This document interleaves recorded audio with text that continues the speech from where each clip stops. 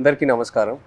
So, మీ అందరికీ తెలుసు, Thandel cinema కొన్ని రియల్ ఇన్సిడెంట్స్ నుంచి మనం ఇన్స్పిరేషన్ తీసుకొని ఈ సినిమా చేశాము.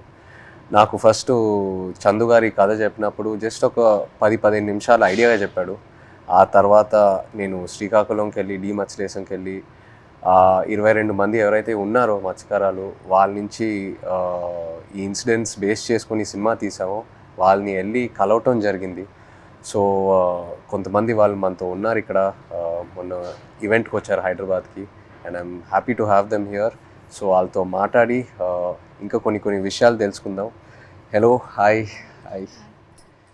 సో అప్పుడు నాకు మీరు చెప్పింది ఏంటంటే, మామూలుగా మీరు శ్రీకాకుళం నుంచి గుజరాత్ వరకు వెళ్ళి, గుజరాత్లో అక్కడ బోట్లు తీసుకొని ఒక 9 నెలలు అలా సముద్రంలో అక్కడే ఏట పూర్తి చేసి మళ్ళీ తిరిగి మత్స్యలేశంకి వస్తారని.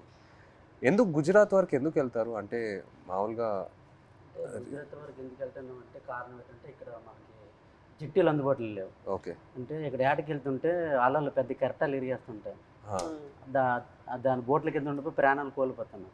అయితే గుజరాత్లో ప్రతి 20 కిలోమీటర్లకి జిట్టీలు ఉంటావు అక్కడ. ఓకే. అందుకని ఉపాధి ఉంటుందని వెళ్ళిపోతున్నాం అక్కడ. ఓకే. ఓకే.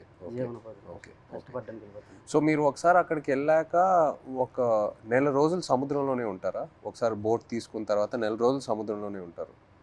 నెల రోజులు ఉంటాం. లేకపోతే మీకు కంప్లీట్గా బోట్ డెక్ ఫుల్ అయిన తర్వాత తిరిగి వస్తారా? అది సముద్రంలో ఏటకి వెళ్తాం. చేపలు ఎక్కి పట్టిందంటే 20 రోజులకు వచ్చేస్తుంటాం. అంటే ఐస్ అంటారు కదా, ఐస్ అయిపోయిందంటే వచ్చేస్తాం. ఓకే. చేపలు ఎక్కువ దొరికితే ముందు వచ్చేస్తాం. దొరకలేదంటే అక్కడక్కడ పట్టుకుంటూ నెంబర్లు కొట్టుకుంటూ ఎత్తుకుంటూ పట్టుకుంటాం. కొద్దిగా లేట్ అవుతుంది. చేపలు దొరికేమంటే హ్యాంగ్ వచ్చేస్తుంది చెట్టుకి. ఓకే. ఓకే. ఓకే. అండ్ మీరు అక్కడ సముద్రంలో ఉన్నప్పుడు సెల్ ఫోన్ కనెక్షను, ఇంటితో మాట్లాడాలనుకున్నా, పిల్లలతో మాట్లాడాలనుకున్నా అలాంటి అవ్వదు. ఏ కనెక్షన్ ఉండదు? అవ్వదు. దగ్గరలో అవ్వద్దు. అంటే గుజరాత్ వేరే వాళ్ళు ఉంది కదా పోలవరం దగ్గర, దాని నెంబర్ కొడతాం. ఒక 200 కిలోమీటర్లు ఉందనుకో, ఆ స్టీరింగ్ పట్టుకుంటూ వస్తాం. దగ్గరలో ఒక 20-30 కిలోమీటర్లు టవర్ వస్తుంది మాకు. అప్పుడు పైన స్లాబ్ మీదకి వెళ్ళడం, చూడడం, టవర్ రావడం, మాట్లాడడం. ఒక్కొక్కసారి కట్ అయిపోద్ది, 2 ముక్కలు మాట్లాడడం, మళ్ళీ చేయడం, అలా ప్రయత్నిస్తుంటాం. అలాగా. ఓకే. బాగున్నారా? చాలా బాధ. పిల్లలు బాగుంటారా? ఎలా ఉన్నారు? అందరూ బాగుంటారా? అమ్మ నాన్న అట్లా ఉన్నప్పుడు అంటే ఎక్కడో చిన్న ఫీలింగ్ తట్టి ఉంటారు. తుఫాన్ అంటారు సడన్గా. గుజరాత్కి ఇలాగా టీవీలో చూస్తాం కదా, గుజరాత్కి తుఫాన్ ఉందని వస్తారు. తుఫాన్ ఎలాగుంటారు, ఎక్కడ ఏడ్ చేస్తారు అనేసి అనుకునేలోపు వీరు అక్కడ ఏది అందుబాటులో ఏ జట్టు ఉంటుంది, గోవా అవని, మంగళూరు అవని, ఏదో అవని, అక్కడికి వెళ్ళడము. అక్కడ బోట్ యాంకర్ అంటారు కదా, అదేసి అక్కడ ఉంటారనమాట జట్టి. అప్పుడు మాకు కాల్ చేస్తారు. అప్పుడు మాకు ధైర్యంగా ఉంటుంది, ఆ జట్టికి వస్తారు తుఫాను దొరకంట అనేసి మాకు ధైర్యం ఉంటుంది అనమాట. చూస్తూనే ఉంటారు, ఎప్పుడు వస్తారు తుఫాన్ కదా గుజరాత్ లో, ఎలా ఉంటారు, ఎప్పుడు జట్టికి వస్తారని చూస్తే వీళ్ళు ఫోన్ రావాలి, అమ్మాయ్యా వస్తారు అనే ఫీలింగ్ అనేది ఉంటుంది. సో మీరు ఫోన్ పక్కనే పెట్టుకుంటారా? ఫోన్ అయితే పక్కనే ఉంటుంది. తుఫాన్లు అయినప్పుడు అయితే కరెక్ట్గా వచ్చినప్పుడు ఫోన్ అయితే ఇంట్లోనే ఉంటుంది. ఎప్పుడు ఫోన్ చేస్తారో తెలియదు కదా. అదే ఏట్లో ఉన్నప్పుడు నార్మల్ టైం, తుఫాన్ లేని టైంలో ఏట్లో ఉంటారు కదా, 30 days అయ్యగల ఇంక కాల్ వస్తుంది, పక్కన పెట్టుకోండి. కాల్ 30 days కానీ 1 day అవతలైనా ఇంకా టెన్షన్ అనమాట. ఎందుకు రాలేదు, ఏమైంది అని. సో టెన్షన్ అనేది వచ్చేస్తుంది అనమాట. ఒక్కొక్కసారి అయితే ఎమోషనల్ అయిపోతాం. మన సినిమాలో కూడా సాంగ్ మోంటాజెస్ లో ఉంది కదా, the calendar where you'd keep. So ఆ 30 days అక్కడి నుంచే ఆ చిన్న ఆ మూమెంట్ తీసుకున్నాం మీరు చెప్పిన దాన్ని బట్టి. అంటే మన ఫిల్మ్ లో కూడా ఒక సీక్వెన్స్ ఎలా పెట్టాం, ఇన్ని రోజులు అయిపోయిన తర్వాత ఎలా కొంచెం చేతులు ఉణుగుతున్నాయి తెలుసా అని. సో ఒకవేళ 30 రోజుల్లో ఫోన్ రాకపోతే, అంటే అక్కడ వాళ్ళని కాంటాక్ట్ చేయడానికి ఏదైనా మీకు ఎమర్జెన్సీలా ఏదైనా నంబర్ ఉందా? ఏమీ లేదు, ఏముండదు. సేట్తో మాట్లాడాలంటే, సేట్లు ఉంటారు కదా వీళ్ళకి బోటుకి సంబంధించి, వాళ్ళతో మాట్లాడితే వాళ్ళ భాష మనకు తెలియదు. వాళ్ళ భాష తెలియదు కాబట్టి వాళ్ళకి మనం ఫోన్ చేయలేము. ఆ భాష వచ్చిన అంటే మన దగ్గర ఉంటారు. ఆ భాష వచ్చిన వాళ్ళందరూ గుజరాత్లో ఉంటారు కదా, జెంట్స్ మొత్తం గుజరాత్లో ఉంటారు. ఓన్లీ లేడీస్ ఇక్కడ ఏదో కూలి పని చేసుకొని చేపలు పట్టుకొని ఇల్లు అమ్ముకోవడం, కానీ ఇక్కడ మా లేడీస్ ఉంటాం అంతే. మాకు ఇది తప్పించి వేరే వృత్తి అయితే రాదు, చేపల వృత్తి. ఎప్పుడైనా ఇంత ఒక దేశానికి తెలిసిపోయింది ఇలాగా 22 మంది మత్స్యకారులు దొరికిపోయారని. కానీ మళ్ళీ మేము అదే గుజరాత్కి వెళ్తాం యాడ్ చేయడానికి తప్పదా, మాకు అదే ఉపాధి అంతే. మీకు ఎలా తెలిసింది ఆ రోజు ఎలా వాళ్ళు అక్కడ దొరికిపోయారు అనేది? నేను 7 మంత్ ప్రెగ్నెంట్ పాప అప్పుడు కడుపులో ఉంది. కూర్చున్న అలా ఫోన్ వస్తుంది, 29 days అయింది అప్పటికి. ఫోన్ వస్తుందని ఇలాగ కూర్చున్నా, మా పెద్ద పాప పక్కన పెట్టుకుని. మా అమ్మకి కానీ చెప్తానని, మీ అల్లుడు వస్తారు ఇలాగ యాడ్ నుంచి ఫోన్ చేస్తారమ్మా చెప్పిన తర్వాత సరేలేని కూర్చున్నాను. ఫోన్ రాలే. ఉదయం మార్నింగ్ 10 అయింది, వేరే వాళ్ళు ఫోన్ చేశారనమాట నా మొబైల్కి, ఇలాగా మీ ఆయన పాకిస్తాన్కి దొరికిపోయారట అనేసి. వేరే వాళ్ళంటే ఎవరు ఫోన్ చేశారు? అదే గుజరాత్ నుంచి. మా ఊరు నుంచి వలస వెళ్ళారు కదా, అక్కడ నుంచో ఒక బోటు జట్టికి వచ్చింది. వీళ్ళు దొరికిపోవడం చూసిన బోట్ అది, కలర్ చూసారు ఆ బోటులో ఉన్నోళ్ళు, మీ ఆయనకి పాకిస్తాన్లో పట్టుకుని వెళ్ళిపోయారు అని చూసిన వాళ్ళు నాకు వచ్చి ఫోన్ చేసి చెప్పారు. ఓకే. చెప్పిన తర్వాత అవును అన్నట్టు అసలు ఏడుపు కూడా రాలేదు, అలా కన్నీళ్ళు ఇంకిపోయేవి. ఎలాగా పాకిస్తాన్ అంటే మామూలుగా చిన్నప్పటి నుంచి పాకిస్తాన్ అంటే ఏదో భయం మాకు అనమాట. చిన్నప్పటి నుంచి పాకిస్తాన్కి మనకి యుద్ధాలు ఏదో వినేవారు, అలాంటప్పుడు పాకిస్తాన్ అంటే భయం మనకి. అలాంటిది పాకిస్తాన్కి దొరికిపోవడం ఏంటి, ఏం చేస్తారు ఏమో, చంపేస్తారేమో, ఉగ్రవాదులకి గట్రా పేల్చుకోవడం చంపేయడం విన్నాం కదా, ఏమో చంపేస్తారేమో నీటిలో ఉంది, అదో టెన్షను. అలాగా కూర్చొని అందరం ఫ్యామిలీ మొత్తం, ఏ ఊర్లో వాళ్ళకి సంబంధించిన వాళ్ళు, మా ఊర్లో అయితే 7 ఉన్నారు, మా పంచాయతీలో సంబంధించిన 7 మా దగ్గర కూర్చొని ఏమైంది అనేసి అంటే, ఒక అబ్బాయి భాష వచ్చిన గుజరాతీ భాష ఆడిన అబ్బాయికి మేము వీళ్ళు సేటు ఉంటారు రామారావు వాళ్ళ సేటు, వాళ్ళ సేటుకి ఫోన్ చేయించాం. అడగండి ఒకసారి ఏమైంది ఆ సీట్కి అంటే, వాళ్ళు ఫోన్ చేసి అడిగారనమాట ఏమైంది, ఆ పాకిస్తాన్ వాళ్ళు పట్టుకెళ్ళిపోయారంట, ఏమైంది సీట్ అని అడిగితే అతనే మా పట్టుకుని వెళ్ళిపోయారు, నీటిలో ఉంచారని చెప్పారు. ఇంకా మాకైతే ఎలాగ వస్తారు అనేసి, ఎలాగ ఆలోచించాలి, ఎక్కడికి వెళ్ళాలి, ఎలాగ తీసుకురావాలి అనేసి ఒక ఎమోషనల్ అయితే మామూలుగా కాదు. 22 members అంటే చిన్నపిల్లలు, అప్పుడే మ్యారేజ్ అయిన అబ్బాయి అక్కడే ఉన్నాడు, నేను కడుపుతో ఉన్నాను, 2 పిల్లలు, ఒక భర్త దొరికిపోయిన ఆవిడ కూడా ఇంకా ఆ బాధ వేరే, 2 బిడ్డలు ఒక భర్త అంటే ఇంకా ఆ ఎమోషన్ అయితే ఇంకా వేరే. అందరం ఇంకా అంతే, ఏం చేయాలని ఆలోచనతో ఓ 1 month వరకు అలా ఉన్నాం. ఇలాగా న్యూస్ వచ్చి ఇలాగా ప్రసారం చేయడము, మీడియా కొంచెం హెల్ప్ చేసింది. ఓకే. మీరు ఆ పాకిస్తాన్లో ఇంతకుముందు వేరే ఎవరైనా ఇలా పాకిస్తాన్ సైడ్కి వెళ్ళి వాళ్ళు పట్టుకోవటం జరిగిందా, లేకపోతే ఫస్ట్ టైం అయినా ఇలా జరగటం? ఓకే. ఓకే. ఇప్పుడు కూడా ఉన్నారు అక్కడ? ఇప్పుడు ఉన్నారో తెలియదు కానీ మీరు అప్పుడు ఉన్నప్పుడు అక్కడ మీరు వెళ్ళి ముందే అరెస్ట్ అయ్యి ముందే ఉన్నారు అక్కడ. తీసుకెళ్ళేటప్పటికి మేము ఏడుస్తున్నాం అక్కడ. ఏడుస్తుంటే వాళ్ళు మాకు బుద్ధిరిస్తుంటారు, పల్లకోయండి అదేటి ఇదేటని. వాళ్ళు అన్నారు మాకే 2 సంవత్సరాలు అయింది మేము వెళ్ళట్లేదు అని మరికొద్దిగా ఏడ్చేస్తున్నాము. వాళ్ళు 1.5 సంవత్సరాలు ఒక్కొక్కరు ఒక్కొక్క కారణం. అంటే ఆధార్ కార్డులు పేర్లు రాంగు, ఒక్కొక్క పేరు అంటే ఒక బోట్లో 9 మంది ఉంటారు, వాళ్ళకి ఏదో అర్జెంట్ పని నుండి వెళ్ళిపోతారు వాళ్ళు. అంటే టిక్ పాస్లో పేరు ఉండాలి, నేను ఎవరు కలాసి వచ్చారనుకో ఆ టిక్ పాస్ ఆఫీస్కి వెళ్ళి పేరు రప్పించుకోవాలి, పలానా రామారావు పలానా రాంబాబు అని. అది ఎవరు వెళ్ళిపోతే వాళ్ళ పేరు ఏం చెప్పేశాడు అక్కడ. మన ఇండియా నుండి హై కమిషనర్ వచ్చేటప్పుడు కొన్ని పేర్లు రాంగ్ చెప్పేస్తారు అలా, దానివల్ల ఆయన ఉండిపోయారంట అక్కడ. ఆయన చెప్పడం మరికొద్దిగా ఏడుపు వచ్చింది మాకు, చాలా బాధ అనిపించింది. ఆ నైట్ భోజనం కూడా మానేసాం, మెల్లిగా అలాగ రోజులు గడిచిన పని అలాగే ఇదైంది. అక్కడ జైల్లో అంటే మీరు ఏం చేసేవాళ్ళు రోజు?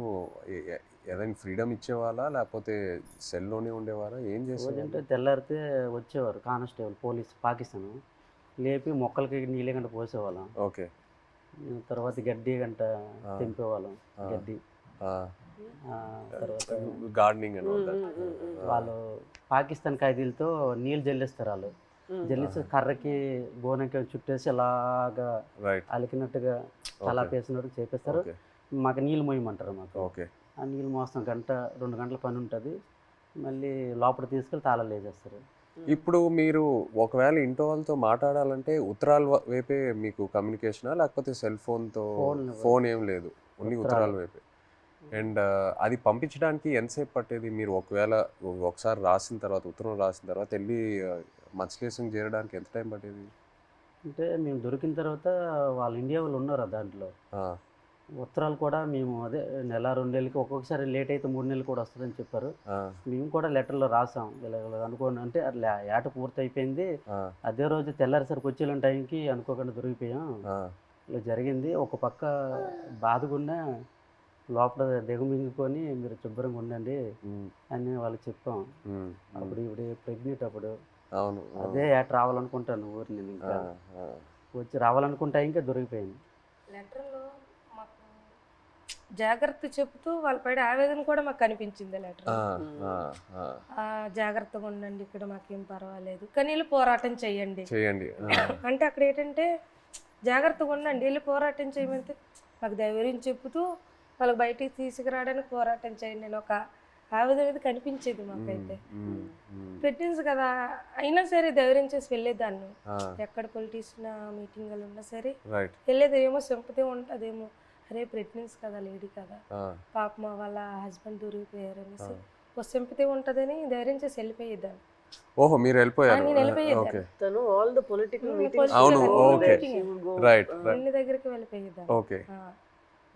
అందరూ మీ హస్బెండా, కడుపుతూ ఉన్నావా, అయ్యో పాపం అనేవారు. ఏమో సింపతి ఉంటుంది కదా సార్, అంటే వీళ్ళకి అక్కడికి తీసుకెళ్దాం, ఢిల్లీ వరకైనా తీసుకెళ్దాం అంటే సింపతి ఉంటుందేమో అనేసి నేను గర్భవతితో ఉన్నప్పుడు కూడా వెళ్ళేదాన్ని. 9 months వరకు నేను డెలివరీ ముందు వరకు కూడా నేను పోరాటం చేశాను వాళ్ళు రావాలని.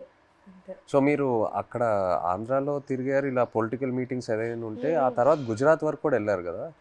ఢిల్లీ వరకు ఢిల్లీ వరకు వెళ్ళారు. గుజరాత్కి వెళ్ళా, స్టేట్ దగ్గర ఢిల్లీ వరకు వెళ్ళారు. స్టేట్లకి ఫోన్ల వరకే, గుజరాత్ వెళ్ళలేదు. డెలివరీ అయిపోయిన తర్వాత 20 days పాపకి, 20 days పాపకి ఇంటి దగ్గర వదిలేసి దాన్ని ఢిల్లీ వెళ్ళాం. ఢిల్లీ వెళ్ళిన తర్వాత అంటే అందరూ అనేవారు, ఇతను కూడా లెటర్లో రాశారు ఢిల్లీ వెళ్ళండి, ఢిల్లీ వెళ్తే మనకి వచ్చే అవకాశాలు ఉన్నాయని ఇతను లెటర్లో రాసేవారు అనమాట రామారావు గారు.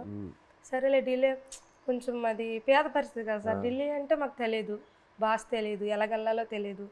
అలాగ ఉన్నప్పుడు కొంతమంది అదే పొలిటీషియన్ వచ్చి ఇలాగ రండి, అక్కడ మీకు పని జరుగుతుంది, ఏం అవ్వదు, గైడ్ చేయడానికి ఒక అతను వచ్చి వెళ్ళండి అంటే సరేలే ఇంత పోరాటం చేస్తే ఇదే చేయలేము అనేసి ధైర్యం చేసి వెళ్ళాం ఢిల్లీ.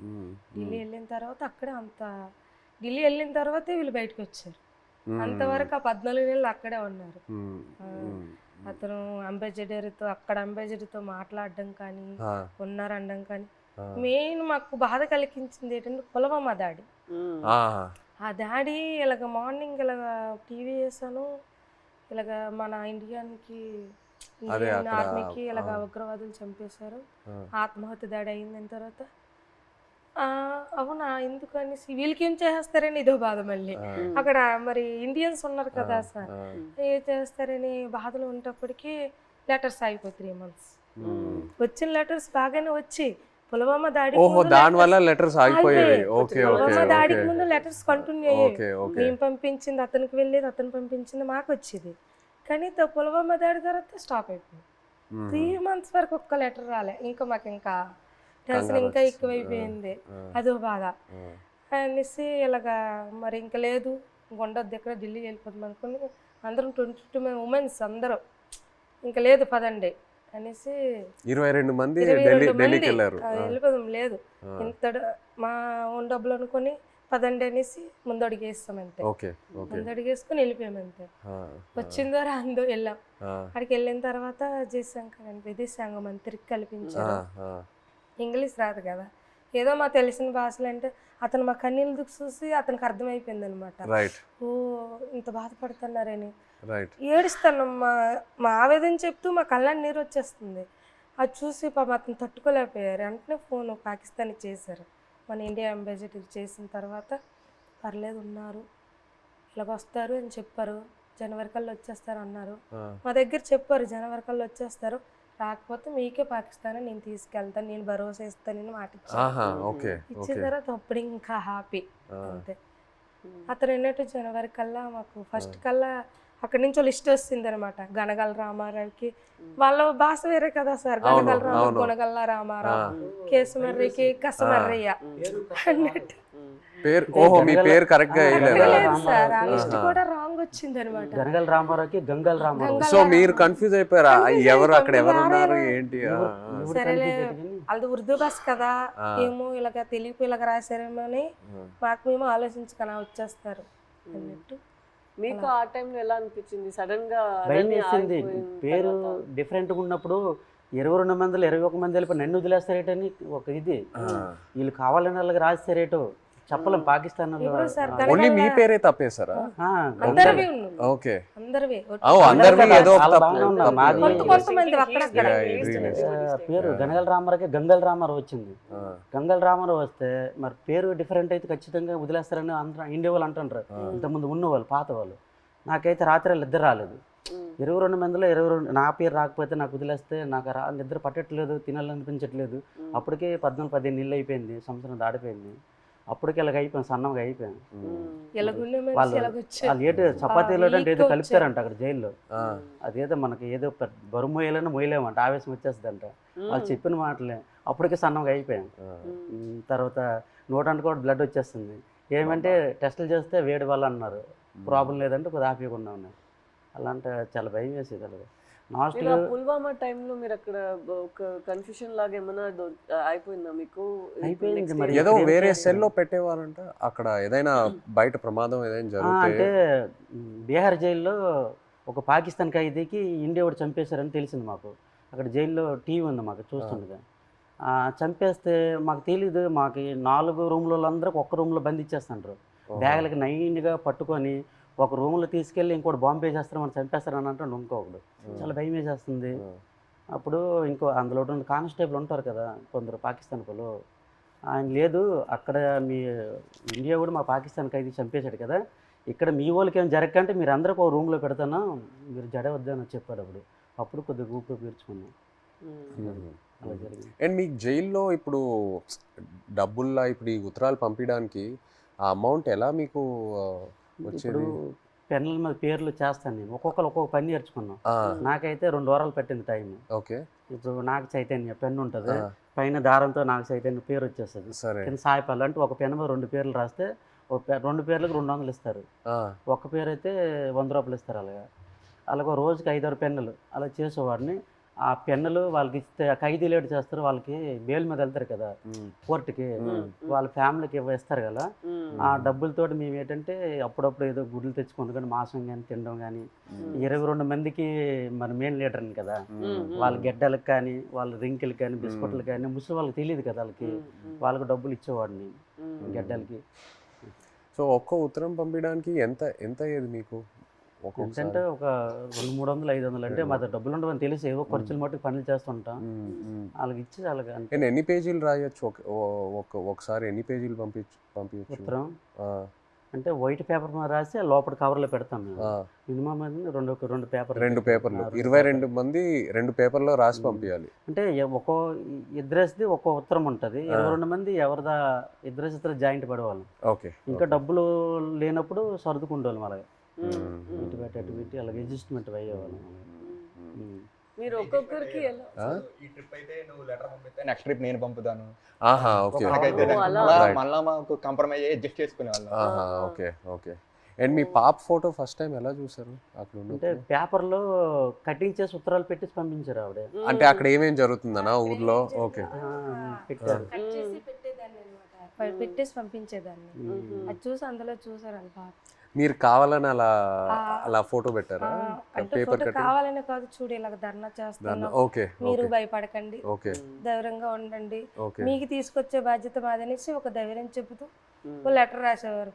ఇక్కడ మేము భయపడే వాళ్ళకి భయపెట్టిస్తే వాళ్ళు ఇంకా భయపెట్టేస్తారు కదా అనేసి ఒక పోరాటం చేస్తాను, మీరు జడకండి ధర్నాలు చేస్తాను అనుకుని పాప ఫోటో కట్ చేసి పెట్టేసి పంపించారు. జైల్లో అయితే చాలా బాధ. అంటే ఆ పాకిస్తాన్ ఖైదీలకి పడుకుని పెట్టి చెట్ట పైకి ఎత్తేసి పట్టుకొని పెద్ద బెల్ట్ ఉంటుంది ఇలాగ బాధేసేవారు.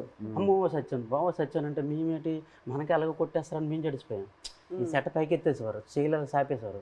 కింద పడుకుని పెద్ద బెల్ట్ ఉంటుంది కర్ర పట్టుకొని ఇలా తిడ్డ ఉంటుంది అలాంటిది. ఆ బెల్ట్లో అలా కొడుతూ అమ్మో సచ్చాను 10 దెబ్బలు అంటే అలాంటివి. మనకి ఇండియా వాళ్ళు కూడా అలాగే కొడతాను జడిసిపోయాం. ఫస్ట్లో మేము వెళ్ళేటప్పటికి మొక్కలకి నీళ్ళు పోస్తుంటాం కదా, ఆ పక్కన వాళ్ళకి అది ఏం చేసాడో మనకు తెలీదు.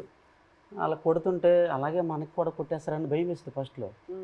వాళ్ళు అన్నారు మీకు ఇలాగ కొట్టరు, మీరు ఇంకా ఒకసారి 2 సార్లు తప్పులు చేస్తే మీకు కొడతారు. తప్పులు అంటే జైల్లో కానీ మా 22 మందిలో కానీ, ఇంకా గుజరాత్లో ఉన్నారు ఇండియా వాళ్ళు కదా, ఏ బాత్రూమ్ దగ్గర బట్టలు ఉతుక్కున్నప్పుడు కానీ మనలో మనం కొట్టుకుంటే ఒకసారి కుదిరేసి రెండోసారికి గడికి ఒక మనిషి 3 తప్పులు చేస్తే మీకు కూడా అలాగే పడుతుంది. అంటే అప్పటి నుంచి గొడవలు కూడా అదే బాత్రూమ్ దగ్గర అలాగే అడ్జస్ట్మెంట్ అయిపోవాలి మేము. అలాగే అలా కొట్టేస్తారు రిటర్న్. మీరు ఒక్కొక్కరికి ఎలా సమాధానం చెప్తారు అక్కడ ఎన్ని రోజులు ఉన్నప్పుడు? ఎలా మీరు సమాధానం ఏంటి, తిట్టేవారు కూడా 22 మంది ఉన్నాం, నీ వల్లేని ఇలా ఇలా జరిగింది, మా డ్రైవర్లు కూడా నీ వెంట వచ్చారు. అయ్యో, అంటే ఇంతకు ముందు ఇతనికి యాట్లో గనగల రామారావు పాకిస్తాన్ వైపు ఎక్కి యాడ్ చేసేవారు, బోర్డర్ దగ్గరలో ఇతని వల్ల దొరికిపోయారు అనేసి ఒక బ్యాడ్ నేమ్ మీద వచ్చింది ఇతనికి. ఇతను అది దృష్టిలో పెట్టుకుని భోజనం సరిగ్గా చేసేవారు కదా అక్కడ. పెళ్ళి అవని కుర్రోలు కూడా ఉన్నారు ఇతనైతే కదా, నాకు పెళ్ళి అవ్వకుండా కూడా మీరు చేశారు, మీ నిండా మేము దొరికిపోయాం అని అనేవారు. ఒక బాధలో ఉండేది. తప్పదు మరి, జరిగిపోయింది చాలా బాధ. బట్ ఇప్పుడు వాళ్ళందరూ బయట వచ్చేసారు, పిల్లలు కూడా చేసుకుంటారు. ఇది భయంలో ఉన్నప్పుడు అలాగే సడన్ గా మనం మాట్లాడతాము అనుకునేది అని మాట్లాడేస్తాం. మీరు గుజరాత్ సేట్ దగ్గరికి వెళ్ళి ఆయనతో మాట్లాడటం ఆ ఐడియా రాలేదా? అంటే సేట్ దగ్గరికి వెళ్తే ఆ డబ్బు ఆ మనకు విషయం, భాష రాదు కదా, సో దాని వల్ల మీరు కొంచెం ప్రెగ్నెన్సీ డెలివరీ టైం కదా సార్, అతను లేరు, మనకి కొంచెం ఇబ్బంది ఉందనేసి నేను అతను సేటికి ఫోన్ చేశాను సార్. అక్కడికి చేసిన తర్వాత ఇలాగ అంటే భాష వచ్చిన వాళ్ళతో మాట్లాడించాను, ఇలాగ చెప్పండి డెలివరీ టైం ఉంది కదా, అతనికి ఏమైనా అమౌంట్ అయింది, నేను వెయ్యను అంటే కొంచెం కోపంగా మాట్లాడేవారు వాళ్ళు. నేను వెయ్యను, పట్టించుకోలేదు వాళ్ళు. మాకు కూడా 2 బోట్లు దొరికిపోయాయి కదా, నేను ఎందుకు మీకు వెయ్యాలన్నట్టు మాట్లాడేవారు.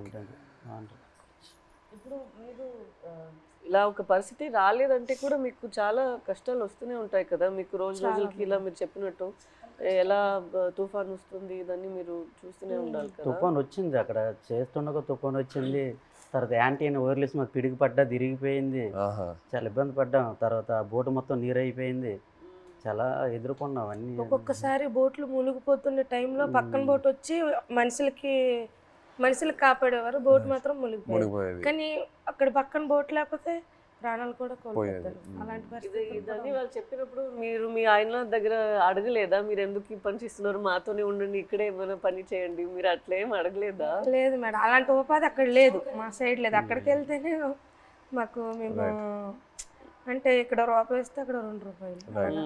లేదు ఇక్కడ నెలనూలే లైక్ ల్యాండ్ ఇట్సెల్ఫ్ వేరేమైనా ఒక పని మనం చేసుకోవాలి కదా, ఇంత రిస్కీగా ఎందుకు? చాలా మంది డిగ్రీ ఇవన్నీ చదువుకుని ఉన్నారు చాలా మంది, చేసిన వాళ్ళు కానీ జాబులు రావట్లేదు. మంచిగా ఎస్టీ జాబితాలో ఏదో చేరిస్తే మాకు జాబులు వస్తామని అంటారు, కానీ చదువుకున్న జాబులు రావట్లేదు. అందుకే ఎక్కువ వలసలు వెళ్ళిపోతారు. చాలా మంది చదువుకున్న వాళ్ళు కూడా వెళ్ళిపోతుంటారు. వీళ్ళ అబ్బాయి కూడా చదువుకుంటారు, చాలా మంది డిగ్రీలు ఇంటర్లు చదువుకున్న జాబులు రాక వెళ్ళిపోతుంటారు. మా మధ్యకి ఎస్టీ జాబితాలు చేరిస్తేనే ఆ జాబులు వస్తావంటే దానికోసం ప్రయత్నిస్తాను, కానీ ఇక ఎవరు సరిగ్గా పట్టించుకోవట్లేదు. ఎందుకు మాకు జాబులు రావట్లేదు అర్థం కావట్లేదు. సో మీరు శ్రీకాకుళం నుంచి లెటర్స్ పంపిద్దాం అనుకున్నారు కదా పాకిస్తాన్కి, అప్పుడు జైల్లో ఉన్నప్పుడు. అప్పుడు ఇక్కడి నుంచి లెటర్లు పంపించడానికి ఏదైనా ఇబ్బంది ఉండిందా? ఇబ్బంది ఉంది. ఇక్కడ నుంచి లెటర్స్ అంటే వాళ్ళు అడ్రస్ రాశారనమాట, ఇలా పంపించండి, టు అడ్రస్ ఫ్రమ్ అడ్రస్ అన్నట్టు ఉంటుంది, ఇలా పంపించండి అని రాశారు. అలాగే మేము పోస్ట్ ఆఫీస్కి వెళ్ళి ఇలాగ రాస్తే పాకిస్తాన్ రాస్తే వాళ్ళు చదివారు, పాకిస్తాన్ ఏంటి, పాకిస్తాన్కి మీకేం సంబంధం, మీరు పాకిస్తాన్కి లెటర్ వేయడం ఏంటి, ఇలాగ అడిగేవారు అనమాట. చాలా ఇబ్బంది పెట్టేశారు. 2-3 డేస్ వాళ్ళకి ఇలాగే ఇబ్బంది పెట్టేస్తే మేము ఈ స్టోరీ మొత్తం చెప్పిన తర్వాత వాళ్ళు అప్పుడు ఒప్పుకున్నారు. తర్వాత మేము ఏదో పాకిస్తాన్ నుంచి వచ్చినట్టు, వీళ్ళు పాకిస్తాన్ వాళ్ళు, మీరు వేయడం ఏంటి పాకిస్తాన్ అనేసి వాళ్ళ క్వశ్చన్లు అడిగేవారు. చాలా ఇబ్బంది పెట్టేశారు. తర్వాత స్టోరీ మొత్తం చెప్పిన తర్వాత అప్పుడు నమ్మారు. అంతే. మీ ఫ్యామిలీ ఎవరు చెప్పలేదా మీకు ఇలా సేపలు పట్టుకున్న వాళ్ళని పెళ్లి చేసుకోకూడదు, ఇలాగే ఉంటుంది మీకు, ఇదన్నీ ఎందుకు, లేదంటే ఎందుకు లవ్లో పడుతున్నారు మీరు ఇలా రిస్కీ లైఫ్లో ఉన్న వాళ్ళతో, అలా ఏమి ఎవరు చెప్పలేదా? ఏదండి అదే మీరు ఎవరు చెప్పలేదా? అమ్మ నాన్న వాళ్ళు ఎవరు లేదు, ఇక్కడ ఉన్న వాళ్ళే చెప్పినా అవి లవ్లో ఉంటాం కదా, అవి కనిపించదు అనమాట. అంతే, లవ్లో ఉంటే అతనే కావాలన్నట్టు ఉంటది. అంతే, ఎంత రిస్క్ అయినా పర్లేదు, ఇలాగే ఉండిపోతుంది, అతనే కావాలి. మన తండేల్లో సత్యాన్ రాజు లాగే ఒక రకంగా. సార్ ఇప్పుడు మేము పాకిస్తాన్ భారతదేశం మొత్తం తెలుసు కదా, ఈ కథ తీయాలని మీకు ఎలాగనిపించింది? మా ఇంటికి రావడం, తినడం, చేయడం చాలా హ్యాపీ అనిపించింది. మీకు ఎలాగ ఆలోచన వచ్చింది తీయాలని? ఎంతమందికి తెలుసు కదా, చాలామంది ఉన్నారు, ఎవరికి రాని ఆలోచన మీకు ఎలాగొచ్చింది? లేదు, చాలా అంటే ఫస్ట్ నాకు చందు ఈ కథ చెప్పిన తర్వాత కార్తిక్ వచ్చి నాకు ఈ ఐడియా చెప్పాడు. ఆ తర్వాత చందు నాకు నేను సినిమాలో ఇలా ఇలా ఒక స్క్రీన్ ప్లే ఇలా తీద్దాం అనుకున్నాను చెప్పిన తర్వాత బాగా ఎక్సైట్ అయ్యా. వెంటనే మనం శ్రీకాకుళంకి వెళ్ళి మత్స్యలేశంకి వెళ్ళి అందరినీ కలుద్దాము, అక్కడ వాళ్ళని కలిస్తే నాకు ఇంకా మంచి ఐడియాస్ వస్తాయని చెప్పి అక్కడ వచ్చి మీతో ఆ రోజు స్పెండ్ చేయడం జరిగింది. ఆ తర్వాత వైజాగ్కి వెళ్ళి పోర్ట్లో మళ్ళీ సముద్రంలోకి వెళ్ళటం అదంతా జరిగింది. కానీ మిమ్మల్ని వచ్చి కలిసాక నాకు అర్థమైంది ఈ క్యారెక్టర్లో, ఈ కథలో ఇంకా ఎన్ని లేయర్స్ ఉన్నాయి, ఎన్ని కష్టాలు ఉన్నాయి, ఎన్ని హై పాయింట్స్, ఇన్స్పైరింగ్ ఎలిమెంట్స్ ఎన్నో ఉన్నాయని. సో ఇప్పుడు తండేలు అంటే దాని మీనింగ్ ముందే మీకు తెలుసా? కార్తిక్ చెప్పిన లేదు, తర్వాత తండేలంటే అంతకుముందు తెలీదు. తండేలంటే మనకి ఈ బోట్ క్యాప్టెన్ లీడర్ అనేది ఒకసారి నాకు కథలోకి వచ్చాకే తెలిసింది, అంతకుముందు తెలియదు. మాకు అక్కడ తండేలు అంటారు గుజరాత్లో. అదే వాండర్లో మాకు తండేలు అంటే చిప్పి నడిపించే వారిని తండేలు అంటారు అక్కడ. అందుకే ట్రైలర్లో కూడా డైలాగ్ వేసాం, తండేలు అంటే ఓనరా కాదు, లీడర్. చాలా బాగా వచ్చింది సార్ అది. రైట్. అయితే సార్ అక్కడ ఎంత బాధపడ్డామో అంత హ్యాపీగా ఉంది ఈరోజు. ఎందుకంటే అది ఒక జీవితంలో గుర్తుండిపోద్ది అలాగా మా రియల్ స్టోరీ. ఇప్పుడు మేడం మీకు అంటే మేమైతే రియల్గా అన్నీ మా బాధలన్నీ తెలుసు మాకు, మేము పడే ఆవేదన. కానీ మీకు ఎప్పుడైనా షూటింగ్లో ఒక సీన్ చెప్పినప్పుడు, అదే ఎమోషనల్ సీన్ చెప్పినప్పుడు కానీ ఆ సీన్కి ఎప్పుడైనా మీరు ఎమోషనల్ అయ్యారా? అరే వీళ్ళు ఎంత బాధపడ్డారు అన్నట్టు మీకు ఎప్పుడైనా అనిపించిందా?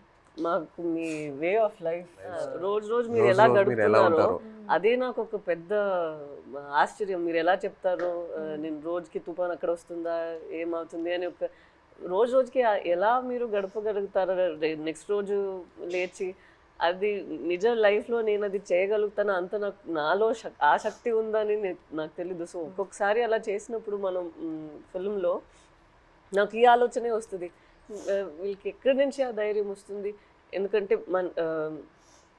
నార్మల్గానే మనం అందరికీ ఇలా ఒక పరిస్థితి వస్తుంది అని మనకు తెలీదు. అక్కడ అలా ఉన్నప్పుడు మనం ఎక్కడ వెళ్ళాలి, ఎక్కడి నుంచి షురూ చేయాలి, అక్కడి దాకా వెళ్ళాలి, వాళ్ళని ఎలా బయట తీసుకురావాలి అనేది ఒక పెద్ద మనమే మన లోపల చెప్పాలి, లేదు ఇది అయిపోతుంది మన అలా ఈ థాట్ని వదలకూడదు మధ్యలో. సో అది మీరు అందరూ ఎలా చేశారో అని ఆ థాటే నాకు ఉంది. నాకేం కష్టం అనిపించట్లేదు, బట్ మీరందరూ ఎంత కష్టం తీసుకున్నారో అదే నాకు ఆశ్చర్యం వచ్చింది అంతే. ఏ సీన్కి ఎమోషనల్ అయ్యారా మీరు? సీన్ చెప్తారు కదా ఎలాగ ఉంటుంది మూమెంట్స్, అంటే ఏ డైలాగ్ ఎమోషనల్ అయ్యారా చెప్పేటప్పుడు అనేసి? మనం కొన్ని విషయాల్లో మీరు చెప్తున్న దాంట్లో నుంచి తీసుకున్నాము, కొన్ని విషయాల్లో మనమే ఒక డ్రామా లాగా తీసాము. సో ఆ డ్రామాలో ఎక్కడ నేను లేని సీన్స్ కొన్ని ఉన్నాయా, అక్కడ నాకు చాలా బాధ అనిపించింది.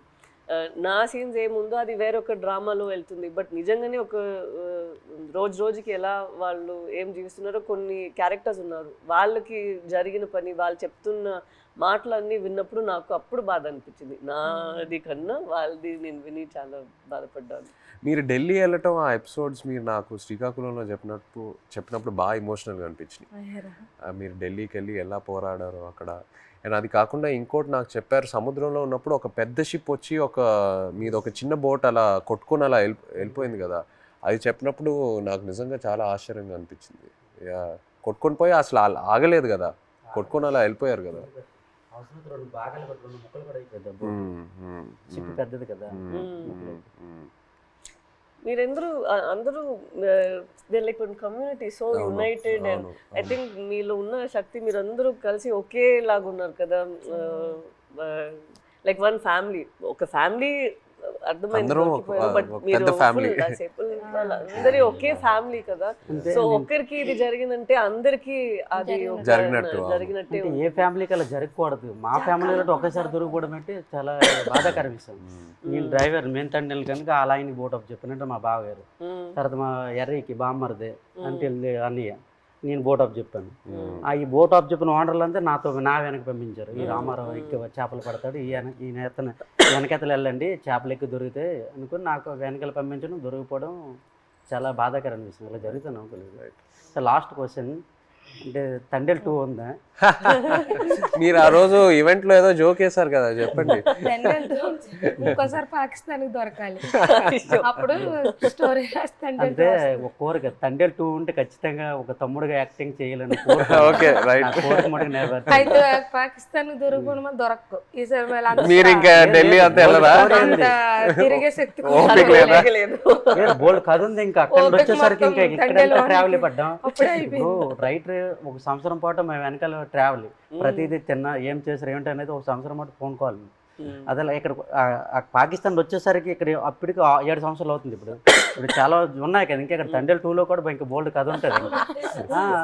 కానీ ఈసారి ఫైట్ చేయాలంటున్నారు కదా మీరు వెళ్ళి అక్కడ. అక్కడ నుండి ఇక్కడికి వచ్చేసరికి నేనేం చేశాను, ఇంకా బోల్డ్ అని స్టోరీ ఉంది. ఇంకా ఖచ్చితంగా ఇది అయితే మీరు మళ్ళీ చెప్పండి మాకు. జీవితంలో ఇది గుర్తుండిపోతుంది. నచ్చిన విషయం ఏంటంటే సార్, మీరు ఉన్నారు కదా, ఆ డ్రెస్సింగ్ స్టైల్ కానీ ఎప్పుడు మీకు ఏ సినిమాలో అలా చూడలేదు.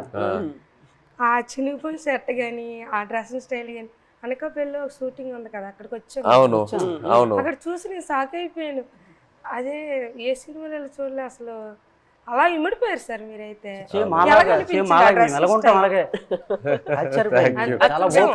అదే నేను చెప్తున్నా కదా, మిమ్మల్ని వచ్చి అప్పుడు కలిసి మీతో టైం స్పెండ్ చేశాకే నాకు ఆ క్లారిటీ వచ్చింది. ఓకే, మనం ఇలా క్యారెక్టర్ ని ఇలా డిజైన్ చేయాలి.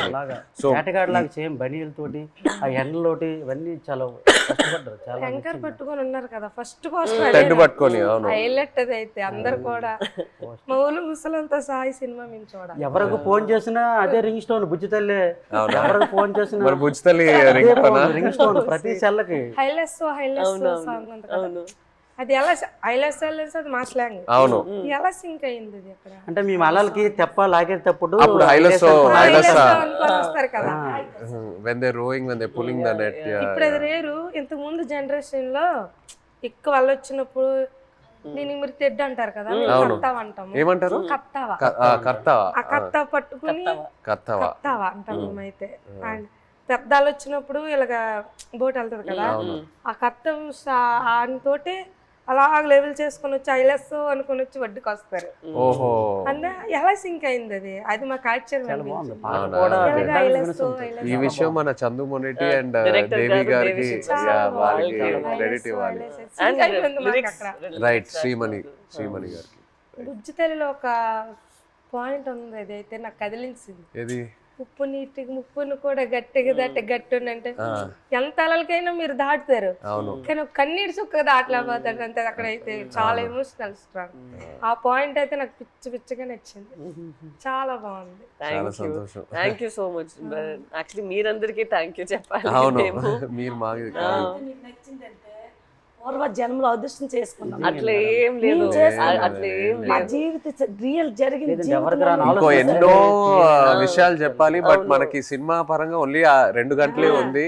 బట్ ఇంకా ఎన్నో చెప్పాలి. ఫ్యామిలీకి ఈ కథ నచ్చిందంటే మా అదృష్టం సార్. అది బొమ్మ దగ్గర వెళ్ళిపోతుంది సార్. రాజులమ్మ జాతరే పొలిటీషియన్ అనడం లేదు, రాజులమ్మ జాతరే పొలిటీషియన్ అనడం లేదు, కానీ పొలిటీషియన్ చూస్తే ఇంకా బాగా ఏమో అనిపిస్తుంది మాకు. ఎంత చూస్తారే వచ్చుకోరు జట్టీలు లేవు, వాళ్ళకేం తెలుస్తుందేమో ఒక నమ్మకం. ఇంకా జట్టి స్పీడ్ గా అవుతుందేమో. జట్టు ఉంటే మాకు ఎలాంటి ఇబ్బందులు ఉండవు సార్. మా కోసం మత్స్యకారుల కోసం ఏదేని ఒక మంచి పని చెయ్యండి సార్. అదేనే మీకు వీలైనంత తప్పకుండా అందరి కోసం, మా కోసం అనుకోవాలి. మత్స్యకారుల కోసం 8 మంది హీరోలు ఉంటుండగా మీరు మా జీవితాన్ని ఎంచుకున్నారు. తప్పకుండా అది పెద్ద. మేము అనుకున్నాము రిలీజ్ ముందే మీకు ఒకసారి చూపిద్దామని, బట్ మీరు ఐ థింక్ థియేటర్ లో చూస్తే, శ్రీకాకుళంలో థియేటర్ లో మీరు అందరు వెళ్ళి చూసి ఖుషి అవుతుంది నేను అనుకుంటున్నాను. మీకు సినిమా నచ్చితే మాకు ఎంతో సంతోషం.